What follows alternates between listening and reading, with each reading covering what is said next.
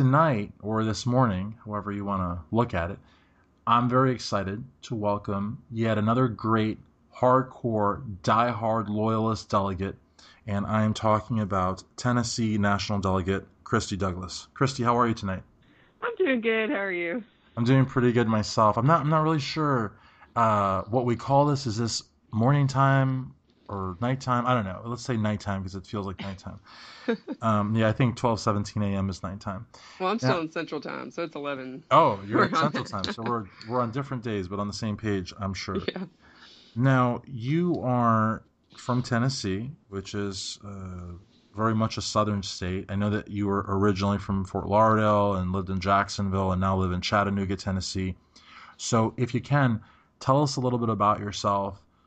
This could be, what kind of work you do, why you live in Tennessee, and also, uh, if possible, also tell us why you got behind Bernie Sanders. I mean, the thing about it is that no one that got behind Bernie Sanders at whatever point in time they did figured this was going to be easy. I mean, this was always an uphill battle.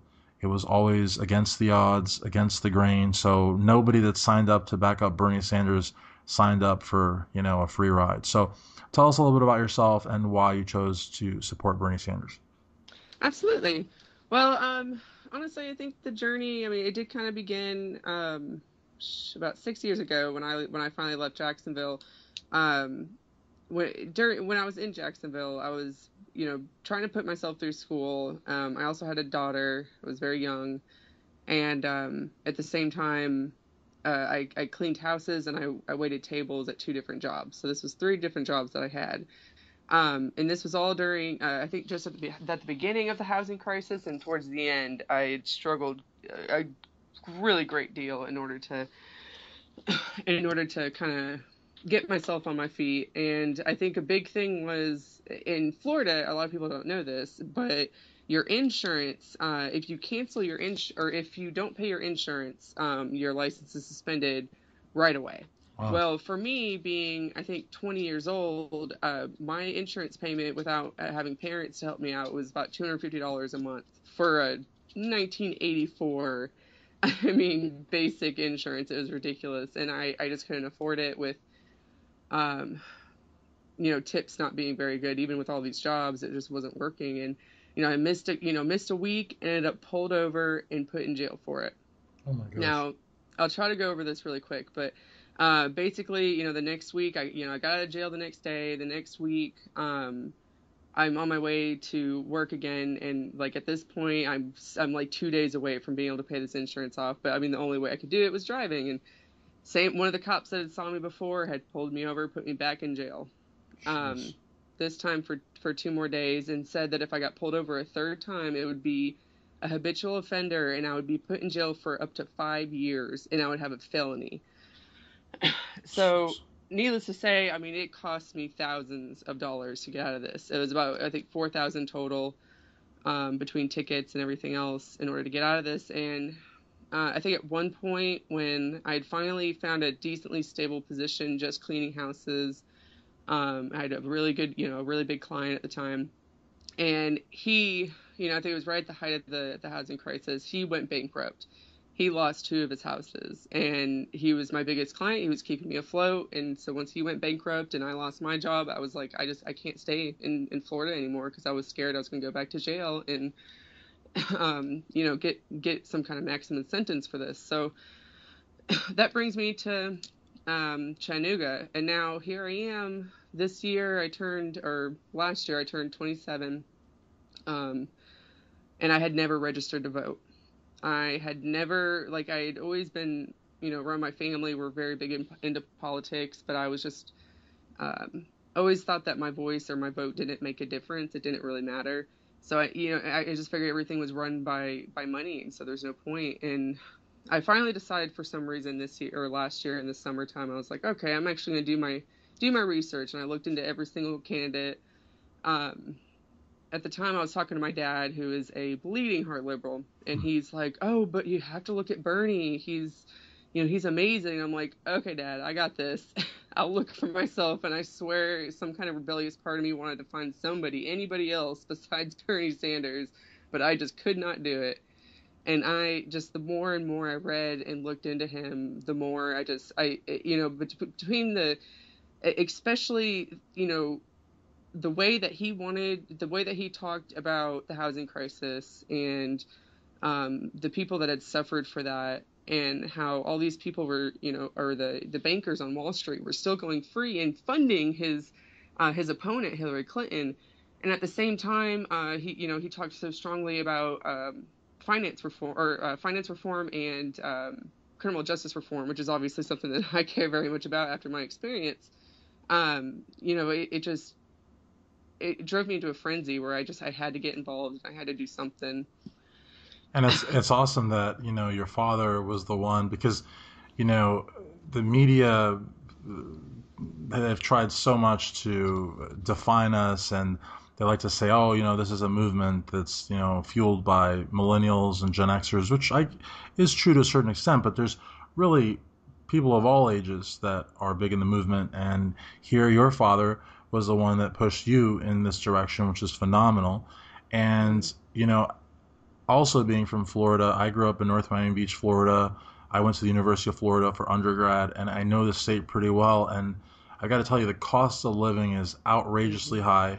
Unemployment is outrageously high. Underemployment is outrageously high. Underemployment is actually a favorite of the Republicans, because they like to say, well, everyone's working. Yeah, everyone is working, but they're not working 40 hours. They're not getting benefits. And to me, without being insensitive to you, I'm really sad that you went through this experience, but I'm not surprised, because there are people that literally have to risk going to jail so that they can drive, work, make money just to get their insurance or pay their car note or whatever. It's crazy, because you're in this situation where you're trying to do the right thing, but you have all these hurdles in your way, and it's counterintuitive. I mean, it really is. It's an injustice, really, and I'm not surprised. Yeah. Now, Tennessee, though, and you were in Jacksonville, so Jacksonville is like, I guess Jacksonville's like a big city, like kind of like Miami, but North Florida, North Mm. Central Florida, and the Panhandle are very much part of the South in my book. I mean, Oh, yes. South Florida is like part of Latin America, but North Central Florida and the Panhandle are like the South. And you went from there to yet another southern state, which is Tennessee. Talk to us about, what was the primary like? I mean, we all see the results. We saw that Hillary got about mid 60s and Bernie got low 30s. We know that there's sort of a trend in the South. We have these blue dog Democrats, and we've got conservative Democrats and other places where they're not called that.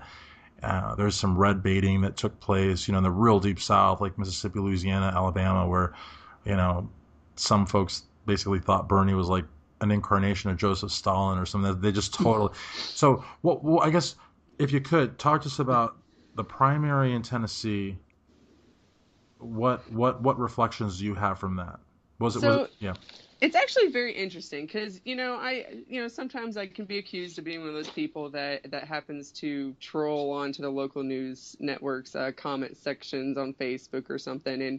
And I mean, it's like a constant stream of Fox News pundits on there. Like it's nasty, and it's, all sorts of screams of communism and socialism, and you guys are crazy and blah blah blah. Yeah. But on the other hand, I think the amazing thing is that we had this central group of several women, mostly women, anyways, that were um, so hardcore and die hard, and they were among some of the convention that were among the loudest, Mm. and we're talking about in East Tennessee here, and I think together we had actually pulled in Chattanooga, like for instance, gosh, I believe it was December or January, we had started a march. I helped put it together along with a few other ones, and we got about 300, if not more, people to show up downtown Chattanooga and march for Bernie Sanders, Wow. which was kind of amazing if you think about it for being in the South. Chattanooga is a little bit more progressive, I guess, in that way, but it's very closeted, I guess, if you ask me. And that's like really impressive. I have to be honest with you. The fact that Chattanooga is so progressive and so many people came out for Bernie and rallies and such is really cool. I was curious about the media though. What was the media like in Tennessee with regards to Bernie and his campaign? Well, that's kind of interesting because, it wasn't just the marches, but throughout the whole thing, we actually had, as part of our group was, I think some of the founders of the Bernie Light Brigade, where I don't know if you don't know what it is, it's I where don't. you take these cardboard cutouts and you put lights, like little tea lights through them and stuff, and we went and stood over interstates and whatnot and held up big signs that said Bernie. Oh wow. And not a whole lot of people turned out to help us do it at first. There was also like a mall walk at one point, but every time, a lot of these women would actually, they were pretty well versed in putting out press releases to tell tell the news stations and everybody that we were there. And this was with the march too. To be honest, there wasn't a whole lot of coverage on it. Like maybe out of several news stations that were contacted, every once in a blue moon, one would show up. I think for the march, maybe I think the only thing that only people that showed up was the Times Free Press newspaper, which was a little depressing because I mean like I said, it was a really big turnout. Yeah. So I mean, it was definitely skewed to say the least. Was there a lot of like what you would call pro Hillary coverage, or was it just rather indifferent as far as the whole primary was concerned? That's actually the really weird thing, because while I'm sitting here saying Chattanooga's progressive, obviously Hillary won won in Chattanooga, Hamilton County, and all throughout Tennessee. And the big thing that everybody keeps talking about is there is no campaign offices for Hillary here, or at least not that we know of. There was no presence, like no marches. Like everybody would constantly say, we don't even see a bumper sticker for Jeez. Hillary or a sign for Hillary anywhere. Yet Bernie signs were everywhere, Bernie bumper stickers everywhere. But it just didn't seem like it's like, please help us find a Hillary supporter anywhere because we don't know where they're at. That's so wild. And again, I have no expertise in regards to like Tennessee, but I mean when I think of big cities in Tennessee, I think of Nashville, Memphis, and I think of Chattanooga. And the fact that there was no presence there and she won is really bizarre. But I guess Hmm. that is sort of the magic, if you will, of being an establishment candidate. I mean, people are basically indoctrinated into thinking that they have to vote for this person, and that last name of hers. Hmm. I think a lot of people are of the opinion that if she had had any other last name, if this had been, John Kerry, had this been Al Gore, had this been any of the other of the many establishment type candidates, Bernie would have wiped the floor with them. But Hmm. Hillary was a special case. So I guess sort of segueing into the convention. Before we do that, why did you run for delegate? In addition to supporting Bernie and being so active during the primary, why did you want to take that next step, which you knew was going to require you to fundraise and put time aside and travel and probably bear witness to great injustices in Philadelphia, which as a result, I think a lot of us did. Why did you decide to run for delegate? Well, actually, keep in mind that Tennessee chooses its delegates very, very early, and we have our primaries very, very early. Okay. So, I mean, I think the whole process had actually started that you had to apply, I think, by February. Oh, wow. That's Yeah, really early. Yeah. yeah. And at that point, I think it was around December or January when we had, I believe it was Katie Cowley, who had started gathering some of the more ferocious women around and saying, okay, who's going to run for office and who's going to be a delegate. And I think at one point, me and a friend of mine, Alice Demetrian, had went to the election place together around that time, and kind of both of us were like, okay, which one of us is going to draw the short straw, and who's going to run for state senate, and who's going to run for delegate. That's And crazy. yeah, I and mean, yeah. she has a lot more experience than I do, and I'm 27, which I didn't actually find out until later. I was too young anyways to run for state senate. Um, but I think when I applied to be a delegate, that's the biggest thing I could say is that I didn't realize how big of a deal it would be. Yeah.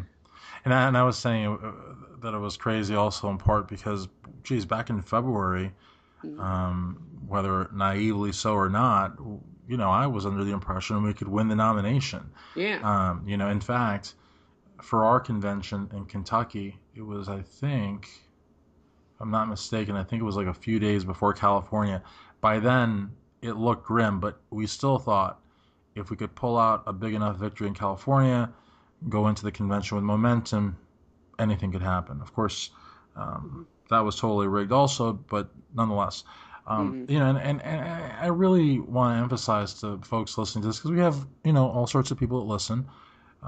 When we say it was rigged, it's not that we're sore losers. I mean, there's states that we lost, and there was no rigged or cheating. I mean, some of the southern states, Mississippi, I mean, some of those states, we lost. I don't know if we lost fair and square, but we lost. But there were other states where it was so close that, in Kentucky, we quote unquote lost by 4/10 of a percentage point. I mean, those types of states, you kind of, you're left wondering, and you're also wondering, and we'll talk maybe later on about the WikiLeaks and all that. You wonder if the DNC had really played it impartially the whole way through and Oh not, yeah. what could have happened then. I mean, because with all of their tricks, we still got 46% of the pledged delegates. So it stands to reason if they had, been, above board the whole time, who knows? As far as the convention goes, I already got over my cold about 4 days ago. You still have your cold, and we both got colds at the convention. I got mine on Wednesday. I don't know when you got yours. Actually, I had mine during the convention and I still haven't shaken it. I got it Wednesday so bad to where I didn't even go. I hate to even admit that, but Wednesday I stayed in the hotel room and slept the entire day, just knocked out. It was so Well, bad. no, I mean Wednesday.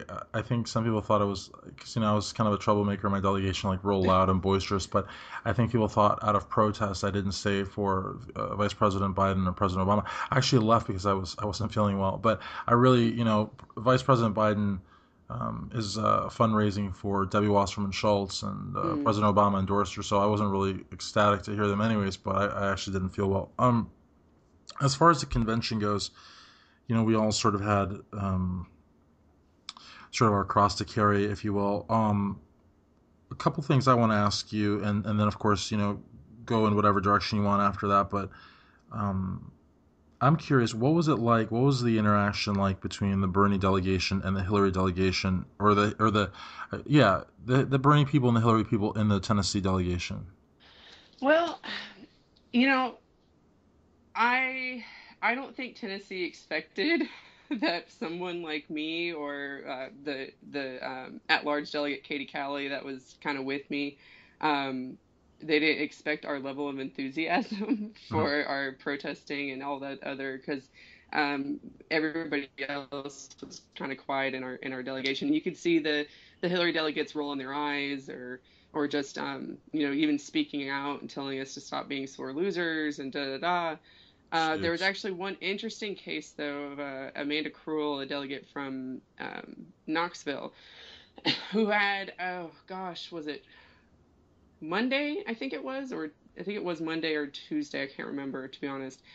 She had stood up at one point and she was shouting, Bernie, Bernie. Hmm. And I can't even remember at what point this was, but the guy behind her, who was a Hillary delegate, grabbed her arms and like hard and was just Holy like, moly. "Shut up and act like a Democrat." That's an assault. I can't believe it. Yeah, That's and the insane. chair of our delegation saw it, or the chair of the Democratic Party, Mary Mancini, saw this, and so soon after, I hadn't seen the whole thing, and Mary Mancini came up to me in a hallway, and she's like, well, have you seen Amanda? Because she's not doing so well, and we're wanting to kind of separate them and find out, what to do next if there's somebody in your group over, because we were on the other side of the aisle, and she said, there's somebody on your group that can come sit with her, preferably the really big guy who we were sitting with.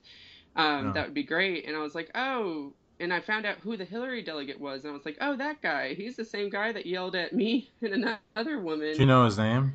at our hotel the night before. Oh Do you, gosh, I can't remember. no. I It's wish I actually maybe could. it's a good thing that you don't remember because he might sue us, and then of course we would win because It best defense against slander is the truth. But the reality of the was matter, actually published in the sorry to cut you off, but it was no, actually it's fine. published in the Tennessean. That's the funny thing to me, and really it's not all that funny. It's more outrageous, but the fact that the Secret Service allegedly would come and find issue with certain signs but not, come and, drag someone off for assaulting another delegate. Hmm. You know what I And mean? I love Mary Mancini. I think she's been pretty fair throughout this whole thing, the chair. But at the same point, she hadn't known before that the guy had yelled at us at the hotel, and she was like, "Oh, well, that's his second strike." And I guess she was waiting for a third strike. Well, the next morning, Amanda, the one that was assaulted, had, went in the breakfast and said she demanded to see the rules, and the rules, the delegate rules, and apparently after that, he was actually kicked out. So this must have been Tuesday because Well, I wasn't at yeah, the but breakfast. and again, with all due respect to you, because I appreciate your candor and you taking the time to do this interview, but of course, I think the listeners will understand that I have my own opinion, and Hmm. I may be a little bit, um, I guess a little bit annoyed by this, but I don't feel that the party chair, just from what you've told me, and I'm sure maybe there's more to it, but I don't feel that the party chair took this seriously enough. I mean, the Hmm. idea that a Bernie delegate, a large male Bernie delegate, would have to come and sit next to this woman to ensure that this Hillary delegate would no longer attack her is just a horrible way to deal with a situation. She should have Hmm. booted They this actually Hillary switched delegate seats, but immediately. You know what I mean? yeah. Or contacted the Secret Service, or actually, that's who she should have contacted because they're the ones that were in charge of security. And I have to say that the double standard in terms of the violence and the aggression and the intimidation of Hillary delegates against Bernie delegates has been felt throughout the country. I mean, Hmm. in New York, there was a Hillary delegate that hit a Bernie delegate with a cane repeatedly, and Jeez. nothing ever happened to that Hillary delegate. Meanwhile, in Nevada, Debbie Wasserman Schultz and Senator Barbara Boxer created a hoax of a riot that never took place, and they used that to hurt Bernie Sanders in key states like Kentucky, where again we quote unquote lost by 0.4 of a percentage point. It really is shocking, and I think it speaks to the fact that, and I don't know if you agree with this or not, but that Bernie delegates were sort of like second class citizens or second Oh class yeah. delegates at the Well, I mean, convention. the DNC created this narrative. We have proof now from the WikiLeaks, that one that recently has been circulating, where it showed that the DNC, the communications director, had specifically wanted to put it out there after the Nevada convention that Bernie Sanders supporters and delegates were violent. And they have ran with this narrative the entire time. Even sitting back in the hotel room when I was sick that Wednesday, flipping through different network Mhm. stations, watching the convention, they showed at one point this angry Bernie delegate who's ripping up a sign. And when I know very well, it must have been hard to find that needle in the haystack, you know? Sure. Well, Yeah. and also a lot of times I noticed that the press were just sort of scanning. They were sort of just filming, just really. It seemed to be like rather um, almost absurd. They were just like filming in just various different directions, almost as if they were hoping something would happen. Like they were just gathering Mm-hmm. tape from every spot. And like you said, it probably really was a needle in a haystack, and they probably had to like have interns or whatever scan through all this data or all this footage to Mm-hmm. find something. And really, I mean, the same sort of media blackout that the Sanders campaign was victim to during the primaries, I think was exacerbated during the convention. It was like the media were interested for the Tuesday walkout. They were interested for the potential Thursday walkout. They wanted to see us. They wanted to see a repeat of the 1968 convention. They wanted to Mm-hmm. see Burnocrats, hog-tied in plastic handcuffs and dragged away, clubbed over the head, gasping from pepper spray. They wanted to see us. Essentially, we were going to give them the sort of headlines that they wanted. And we were actually, I spoke to a lot of the Secret Service, well, not Secret Service, marshals people and cops and such, and they were very happy with us. They said we were very civil, we were very Mm-hmm. polite. There weren't any instances of violence or unruliness, or not even unruliness. I mean, even in the Tuesday thing, when we were, I don't know if you walked out or not. I walked. At first, I thought Yeah. I was just getting a beverage, but I happened to walk out with this mob of people, and I stayed out there and I loved it. But everybody was just really, really cool, and I They guess the actually have a media was great, very yeah. disappointed. Sorry to interrupt you. I was gonna say I actually have a great story about Yeah, that. please When share. I walked out Tuesday, and I hadn't mean like I knew it was gonna happen. Like I had been kind of chatting on a couple of different messenger boards with people that were talking about it, but uh, excuse me. I had walked out and I saw these three women huddled up crying, and all of a sudden from behind me I hear the massive wave of "Walk out, walk out." And I joined the crowd and I start chanting, and somehow I ended up in the tent. And this is actually, I think, where the what I call con crud, where I started getting sick, started coming in. I just got really dizzy for some reason. I was actually some people in my delegation had made like 50 or so green signs that said "Dem exit," and I was distributing a lot of these signs. For some reason, I don't know if it was the smell of that or what, but when we all sat down inside the tent, I just got so dizzy. And then at one point, when we stood back up, I was standing next to one of the police officers, and I was just saying something about, I really feel like I'm going to pass out. And they like went out of their way to go into one of the smaller tents inside the tent and find me a bottle of water, and they gave it to me. I mean, they were just so cool. I mean, Yeah, being someone from Florida is what I actually told them. I was like, sorry, but I'm from Florida. I'm not used to being treated like this by the cops. yeah. Um, I mean, I, they were amazing. And I was telling, I did a podcast. Excuse me. I did a podcast about 3 hours ago with Dave Nelson, who's from the North Carolina delegation, sat on the credentials committee. And one of the things I told him was, I spoke to a lot of marshals and a lot, or at least a couple marshals and a few cops, and they were super nice, just like you said. mhm, And some of them actually empathized with me. I mean, they clearly knew that I was a burner. mhm, I wore Bernie shirts every day, and I wore buttons, and they clearly knew who I was there for. And you know,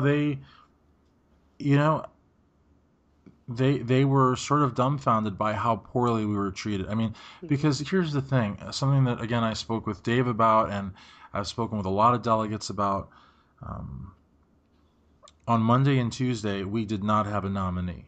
Okay.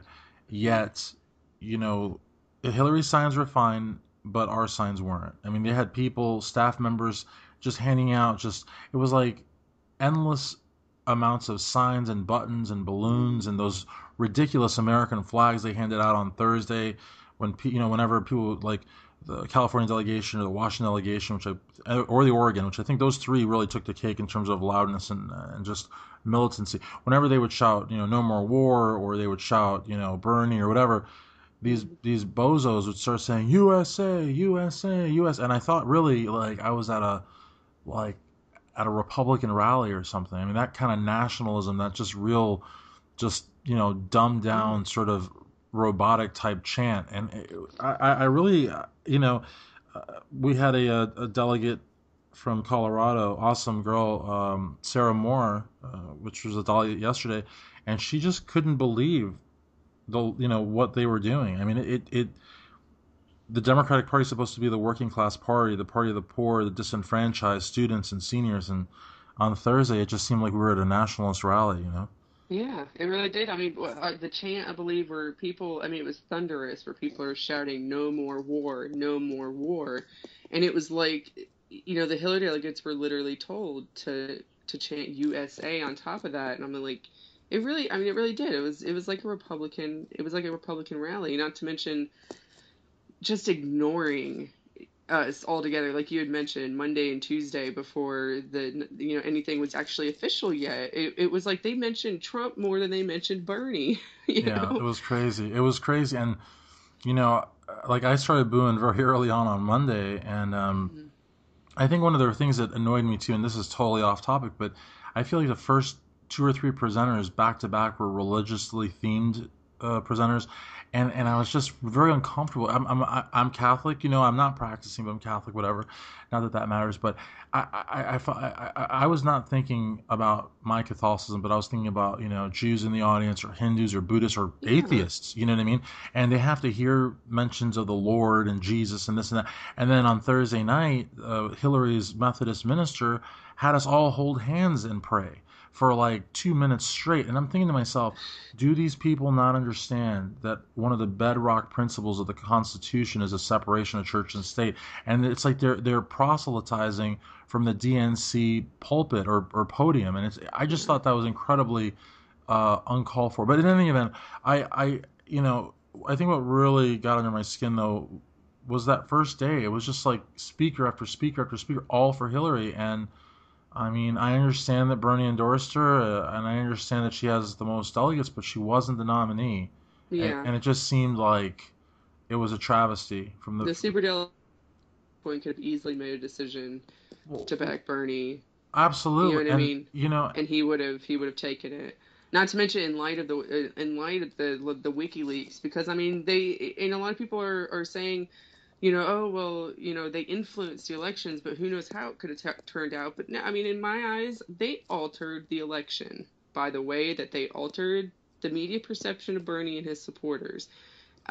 They altered the elections. That alone, even if you're not thinking about the exit polls, even if you're not thinking about the no party preference voters in California, right. they altered these elections by doing this. And to completely ignore that on Monday and shove Hillary down our throats the way they did, I think that fueled something that is never going to leave me and many, many other supporters. Yeah, I I mean, mean, there's it's yeah, there's people there that, like I said, like I said in the beginning, people I think in Tennessee weren't prepared to have me and my friend Katie, who were being super loud, and there was a few other people with us in the delegation who weren't, I don't think, as hardcore as we were, but I could tell after, like, the shift, like, from the weekend and meeting them and after all the WikiLeaks and just being ignored on Monday, you could see the shift in these people where they were next to us chanting, by the end of the day, and then by Tuesday, because they were just done. Um, yeah. Our delegation was, I was very loud as well as another delegate, Jenny Sanders. We were very, very loud and impassioned. Our delegation, however, was very quiet, and at first couple of days, I honestly thought that maybe sold out or maybe they didn't have enough fight in them or whatever. But what they were doing too is I actually came to appreciate what they were doing on Thursday. Their form of resistance was stay quiet, don't ever clap, don't ever stand up, don't ever smile. They were just like literally, and this also um, really annoyed the living hell out of the Hillary delegation. They were not in Kentucky. The Hillary delegates were very nice to us. We didn't have a reason to be hostile with them, but these delegates, like Evan Westfall and Scott Sykes and Kenny Madden and Jessica Wells, they were like sort of all on the same page of we're just sit here, and it was like you know like Guns N' Roses could have hit the stage. It wouldn't have made a difference. They were just like mhm. emotionless, and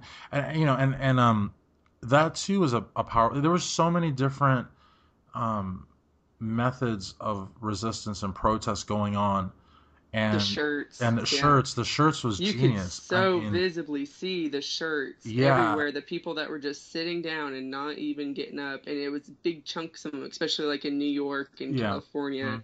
It was so and awesome and the way and that worked yeah, out. and it was so cool that the DNC people were scared to turn the lights down ever because Hmm. whenever they would, these shirts would pop up, you know. Yeah. So it was amazing. And the other thing too is because we couldn't. This is something that Sarah Moore and the Colorado delegation did because we couldn't bring in our own signs. I mean, the first couple of Yeah. days we snuck them in, but the TPP and all that. But by Thursday, I mean, no one had signs.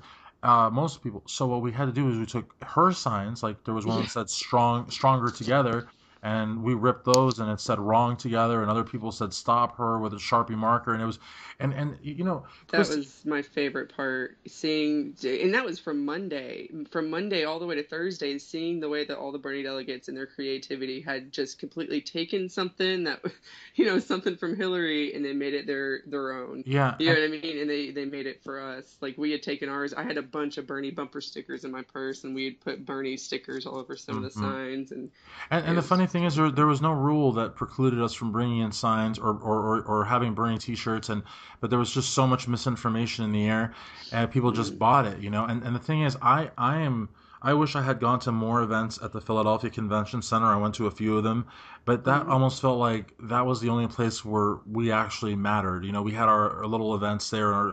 Bernie spoke there. Rosario Dawson taught us the no TPP chant. But I think what was crazy about the convention was just the amount of we had already been through the voter suppression phase of the primary. Now we were at the freedom of expression suppression, or Mm. however you want to call it. I mean, there was a rumor that Nina Turner was thrown out. There was a rumor that Jill Stein was thrown out, and these rumors, I think, hold some water because we never saw them in the convention center again. And Yeah, I know Jill was. I actually saw that. yeah, and what's crazy is that they all but count on our not only our votes but our money and our campaign spirit for November. It's like how I don't understand how that I don't understand their mindset. Like you robbed us of a primary. It's You a suppressed yeah. our speech at our own party's convention where we were 46%, and now Yeah. you want our votes. It's an abusive relationship. I swear that is exactly how I see it. You don't reward an abusive relationship by staying in the relationship when they threaten you. If they threaten you with some big bag outside world of Donald Trump, if you don't stay within that abusive relationship, that's when you need to run like hell. I'm sorry, but that's been my opinion for this, and I will be voting for Jill Stein. I'm definitely going to help on the down ticket races because I've got quite a few people in my area that have made it through the primary, and they're going to be running for state Congress.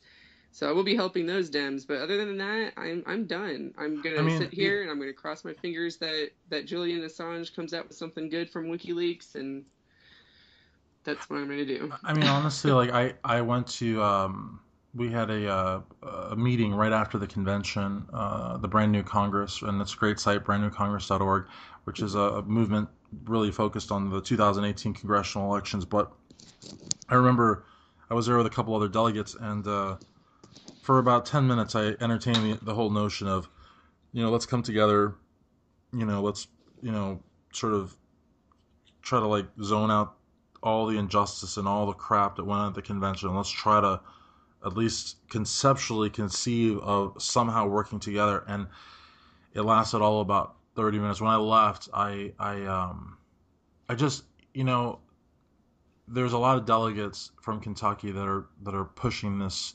and it's not coming from a place of weakness because believe me, these people are, just like, and I'm not trying to sound melodramatic, but they are like utterly disgusted by Hillary Hmm. Clinton and disgusted by her campaign Yeah. and beyond disgusted and outraged at what the DNC did. But they're, you see here, this is, I guess, maybe towards the end of our podcast, but this is where it gets really complicated because Bernie is telling us whether I think he's telling us out of duress. I personally feel like he has to do this so that he has to sacrifice himself in a sense, and it sounds really crazy, but because Mm. he wants the political revolution to continue. And if the Hillary people are able to make the case that he is essentially the Nader effect, which is completely Yeah. off because Nader was like 1 or 2%, whereas Bernie could. I mean, if there was a four-way Yeah. race, Bernie would beat all three other candidates. But um, he's trying to avoid that. He also made a promise, as the Republican candidates did, that they'd support the nominee. But I guess what I'm trying to say is that Bernie's pushing a lot of delegates in this direction, Mm. and these delegates are also cognizant of the fact that votes for Jill Stein will I don't want to say help Donald Trump, but it'll take away from Hillary. And I understand where they're coming from, but I am more on your, I guess, boat or your side of the field because I've tried. I've really tried um, to zone out all of this, but it's just too much to zone out. Mm. It's what was done. See, here's the thing: if Hillary had said, because she's never said it, even with her Yeah. emails, she's never None of accepted them did. responsibility. Just the other day, she said she quote unquote short circuited instead of Oh saying she gosh. lied. She should have said, Yeah. I mischaracterized what Comey said, and I mischaracterized what the FBI said. But no, she said she quote unquote short circuited. Another time, Hmm. she says she quote unquote misspoke, but she'll never say she lied. But if Hillary Clinton had taken some accountability for what Debbie Wasserman Schultz did instead of making her her honorary party chair. Yeah. And had Instead of she hiring her hours exactly, later. exactly, which is complete bunk. And then where she really dropped the ball, had she picked a vice presidential candidate that was even remotely attractive to progressives. I'm not even saying Bernie or Tulsi or Nina, but just somebody that like a middle of the road. No, she picked Tim Kaine, who's a stooge, who's going to do everything she tells him to do, and Hmm. who 3 days before the convention was still touting the TPP as like the best thing since sliced bread. And now we're supposed to believe that he's against the TPP, which is ludicrous. So, she snubbed us for VP. She played to the whole DNC, narrative, the whole DNC approach of silencing us at the convention. She's Hmm. never taken accountability for the emails, the WikiLeaks. She's never taken accountability for what happened in the primaries. So, and she's a war hawk. She voted for the war in Iraq. She wants to go to Hmm. war with Syria. She takes Wall Street money. She gives speeches. We still haven't seen the Goldman Sachs transcripts. We never will. I mean, there's just so Hmm. much like slime with this person that I just can't vote for. There's no recovery. There's no recovery for her, I mean, and for a lot of people. and I what's the mean, silver lining? I mean, what do we get out of it? Like, how does the country benefit from a Hillary Clinton administration? I mean, people say, she's a lesser of two evils. I honestly don't even know if that's true. I mean, I think I they're pretty much tied for that title, you know? I think she would. I think she would really ruin it for progressives, because right now, I mean, that's where a lot of people that aren't quite as informed as we might be, who view her as a progressive. So if she gets in there and continues down this road of backflops on the TPP, or continues to take money from all these big interests, continues down her war hawking ways, this is going to look bad on progressives. You know what I mean? Yeah. Versus, I mean, I still have this dangerous fantasy that somebody else but her might get in there, take 4 years of either screwing things up so bad, or not putting a bad name on progressives for that matter. Then maybe we can make way for somebody that really in 4 years can actually run and actually get it. Does that make It sense? makes total sense. And again, without dragging this out more, but I feel like what we're saying is really important because I don't want to see Donald. See, people sometimes Yeah. misconstrue what I'm saying. When I say they're tied for the most evil, I do not want to see Donald Trump be president, and he would ruin this country. He Yeah. stands for things that are beyond un-American, things that xenophobia, bigotry. I mean, just he's sexist. And the thing is that, but it's still, as much as I want to stop him, I still don't feel that voting for this person, Hillary Clinton, I just can't do it. And Yeah. I know she's going to send troops to Syria. I know that, there's going to be, 18, 19, 20-year-old kids fresh out of high school coming back in black body bags because she's going to send us to wars all around the world. And she's going to work with dictators the same way that her and her husband have been doing for years through the Clinton Foundation. And it's just going to be more of that. And even during the primaries, when she was talking about, well, I don't believe in $15 an hour, I believe in 12. I didn't even believe that she would even raise it to 12. And we're talking about someone that sat on the board of Walmart. Yeah. I I mean, mean, she is. I mean, not just that, you remember that with that one debate where she was talking about fracking and how it might be okay on certain situations, this or yeah. that, and Bernie just says no. I don't think it's okay ever. Like, I just mean, no. yeah. I mean, I mean, that's what we need. We need that versus, she's gonna wiggle her way back down the road. People, I think, are just gonna, if she gets in there, all these progressives are just gonna turn their backs and forget about it, or maybe ignore it, and then she's just gonna keep going down the same path that we've been going. yeah. I mean, and we have in Kentucky, we had a Senate candidate who lost in the primary, unfortunately, but phenomenal candidate. His name is Mm. Sullis Wilder, and he was part of the committee that met in Orlando, Florida, and they hammered out that platform draft, which, as Bernie correctly states, is the most progressive platform the Democratic Party has ever had. But even though that platform has been finalized and it's the official platform, Hillary has broken so many promises in her day that one more would not be a big deal. Like, I Yeah. don't believe that she's going to fight for a living wage. I don't believe she's going to, honestly, she's going to go against the TPP for us. against No. President Obama, who's like Yeah. biggest hero. Give me a break. I mean, so the reality of the matter is that, you know, TPP and the living wage and this other thing about the free tuition for children of parents making less than $125,000 a year. That's never. She's never going That's to fight for laughable. that. Yeah. And so if we know that she is not credible, and we know that she will more than likely back out on all of her promises, again, the question is it enough? Is it her being the tiny bit lesser of the two evils? Is it enough to vote for her? And I just don't think so. And the other Yeah. thing is you know a lot of what, and I'll shut up here, but a lot of what Bernie went through, I feel like Jill Stein is going through right now. They're saying that Jill Yeah. Stein is polling 4%, which I think is It's not completely true. inaccurate.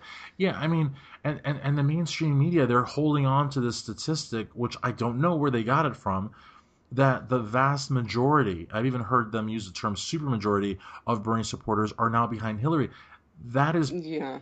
patently absurd. I mean, through these podcasts have done interviews with delegates throughout the country, and I stay in touch with them and talk to people, and I'm an administrator of the second largest Bernie Sanders group on Facebook. We have 119,000 members.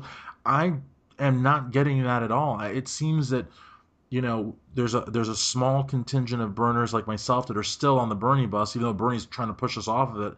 And then the Mm. vast majority have, some sort of a Green Party or Jill Stein affiliation. So I don't know where the press is getting this from. Yeah, I So, really don't either. I mean, but I know there's quite a few people, especially those running as like Bernie crats, that kind of have to stay the course sure. and go and work within the party. Well, But yeah, yeah, I don't see it. I mean, I really just don't see it. I know the very very, and I get selective. What is it called? Like being around a certain group of people, so you only see what's within that group of people. right. But I mean, I feel like in my journey in the past year, I've gathered a pretty wide range of people. Not to mention being in the South and where I am, I actually have quite a bit of Republicans on my page.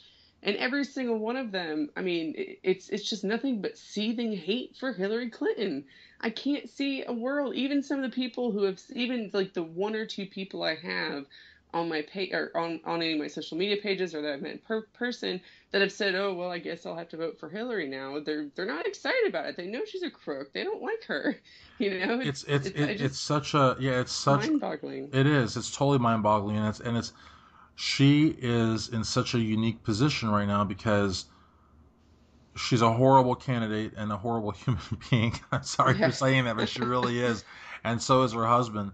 But and I never thought I'd say that because I grew up in the '90s with Bill Clinton. But Mm. little by little, I started realizing that when Bill Clinton in that 1992 debate or 1992 primary debate, when Bill Clinton walked up to this African American woman and said, when a factory closes in Arkansas, I know the people, and sometimes I know them by name, and I'm going to fight for the American work. And then 2 years later, he was like the biggest cheerleader for NAFTA NAFTA. and GATT, Yeah. and all the jobs went overseas, Kind of and so inherited from many the Bush. people had Yeah. nothing. And now Hillary's going to do the same thing with the TPP. All the jobs are going to go overseas because we cannot compete with some of these like draconian style slave like labor conditions where and then we're probably eventually going to Yeah. have free trade zones popping up all around the coastal United States Well, where even our own minimum wage this won't just apply. shows me. I'm sorry to interrupt again, but do you know NAFTA was actually inherited from Bush Senior before that?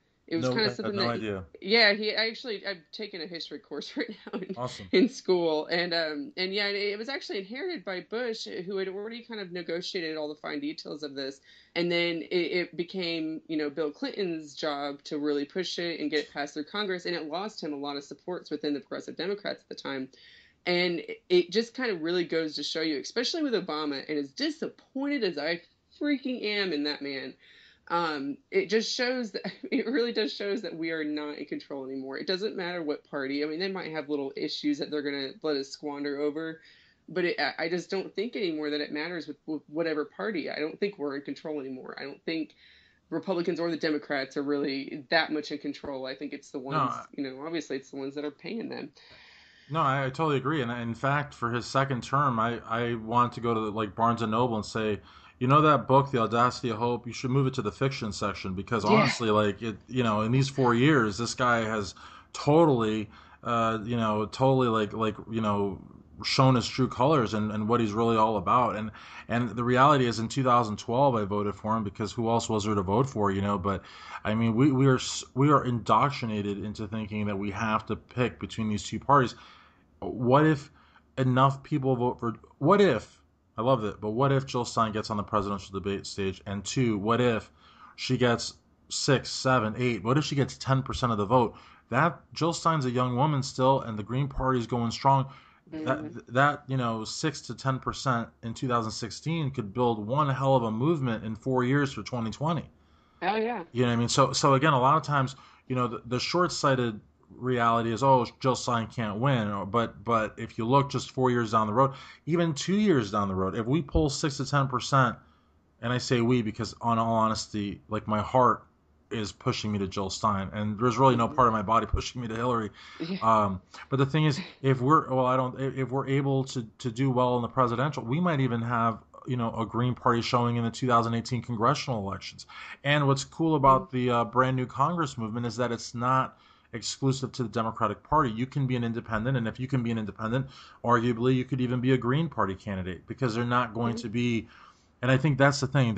I think they and we as progressives are starting to stray away from this party first mentality, and we're putting the country first, how it should Yeah. have always been. Well, Absolutely. That's the okay. way it should be. Well, listen, I really, really appreciate. I would like to do another podcast with you, maybe like closer to the November election, maybe in October or something like that. I really would because Absolutely. I feel like we talked about a lot, and there's still so much more to talk about.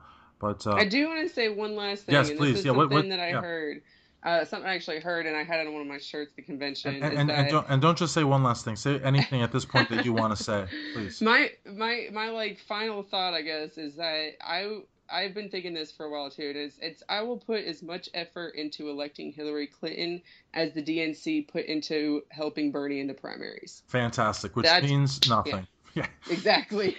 that's awesome. That's awesome. Yeah, I mean, this is the reality. I mean, they, and again, this is me speaking for me, myself, and I. But if the DNC have to learn this lesson the hard way, then so be it. I don't Hmm. want Donald Trump to be president. I don't. I won't vote for him, Yeah, and I'll mourn the day that he gets elected. I But agree. I'm not going to stop them by rewarding these people for all of and shenanigans is actually an understatement for all the borderline criminal activity that these people are responsible for. I won't give them my vote, even if Hmm. it means that this imbecile could potentially be one step closer to becoming president. It's just not. They broke so many bounds of decency. They crossed so many lines, and they've been so recalcitrant that they will not recognize anything. I mean, and again, not to go backwards here, but the first day at the Kentucky delegation breakfast, they had a speaker. I don't know if she's the current or the former Secretary of State of New Jersey, and she said, in reference to the leaked emails, we will get through this. We have to unite. We can't let this bump in the road stop us. Absolutely no remorse, Oh no my gosh. accountability, nothing. As if the email leak somehow victimized the Hillary people and the DNC, when in reality, what it did was it showed that there was hard evidence that these people were complicit with the mainstream media in denying this country democracy. That is, Jeez, well, at least they didn't completely ignore it like certain other yeah, delegation breakfasts that outrageous, I attended. absolutely outrageous. Yeah. So but again, I really appreciate you taking the time. Now it's like 1:20 in the morning, and I'm just totally wired. I mean, I got to tell you, idealism is stronger than caffeine. I mean, I could go like, Hmm. I could go nonstop. But I really appreciate you taking the time. We will do another podcast. I really enjoyed this. Oh, thank For you. absolutely for your Tennessee National Delegate, Kristy Douglas. This is Christian Duke. Check out this interview all throughout social media and, of course, at progressiveactivist.com. Thank you.